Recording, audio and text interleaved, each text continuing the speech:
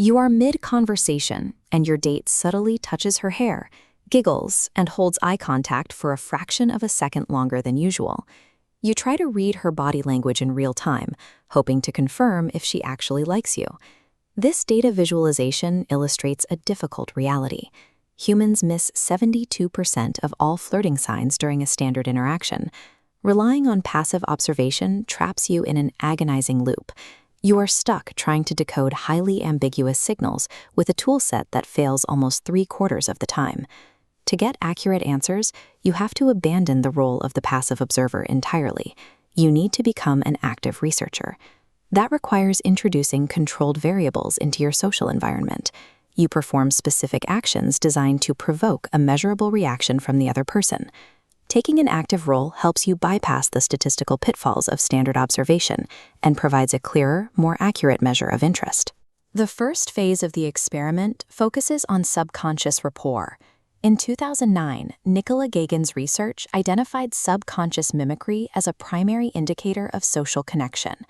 You can run a physical mimicry test by introducing a specific shift in your body language, like tilting your head or nodding, and waiting to see if your subject unconsciously mirrors that action.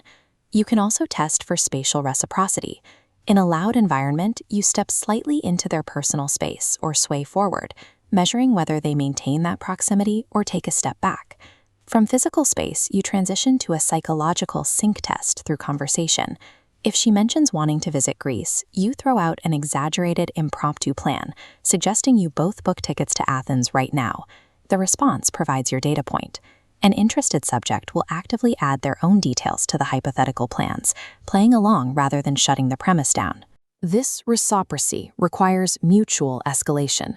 It is measured by a person's willingness to match your level of engagement across both physical space and conversation. In this behavioral framework, we define comfort as the strict absence of discomfort. You begin with a low-risk physical variable, briefly breaking the touch barrier. Using the back of your hand instead of your palm ensures the contact feels casual and avoids seeming intrusive. This introduces the mandatory safety protocol of the entire experiment. If the subject pulls away, the hypothesis is disproven. The test must be aborted immediately to prevent crossing boundaries. In a group setting, you can introduce a medium-risk spatial variable. You point out an object across the room, while simultaneously letting your arm rest briefly over the subject's shoulder. This specific test operates under vital constraints. The contact must be short, and you avoid direct eye contact entirely to neutralize the intensity of being in such close physical proximity. You can also run a non-physical comfort test by asking for a small favor. This leverages the Ben Franklin effect, where completing a minor task for someone actually builds the favor giver's affinity toward the requester. The goal of these variables is to systematically map the perimeter of someone's personal boundary to see if they will allow you inside it. To understand human investment, we look at 17th century England. Samuel Pepys meticulously recorded human behavior, treating social interactions as measurable events in his journal. Pepys encountered a woman named Mrs. Lane, who was known for being unusually reserved. Despite her own strict personal rules against going out with men, she readily accepted his invitation. This handwritten diary entry documents the moment Pepys realized that when a person steps over their own principles for you, their level of attraction is unusually high. We translate this anomaly into a modern testing metric. Look for situations where the subject endures something they typically dislike, like watching a specific genre of movie they hate, strictly to share your company. There are micro-anomalies you can measure as well.